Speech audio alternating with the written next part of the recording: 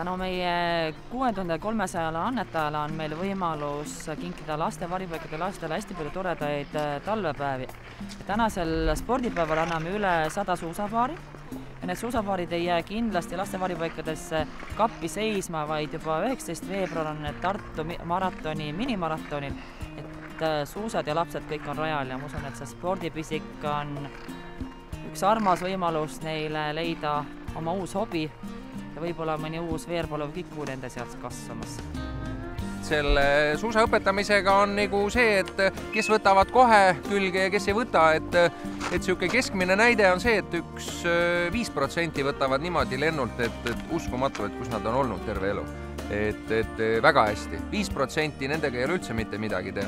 Ja ülejäänud on siis töödeldavad, et kes siis areneb natukene kiiremini ja kes siis arenevad rahulikult, aga oli siin üks poiss küll üllatuslikult nii hea, et ütlesin poisile, et tere tulemast järgmine aasta Eesti meistrivõistlustel starti.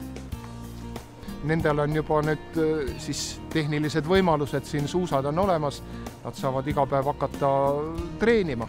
Üksi treenimas käia sellisest väiksest pundist on natukene imelik, aga kui 5-6 sõpra on kaasas, siis tekib juba väikene võistlusmoment, saavad kõvemad neist selekteeritakse välja.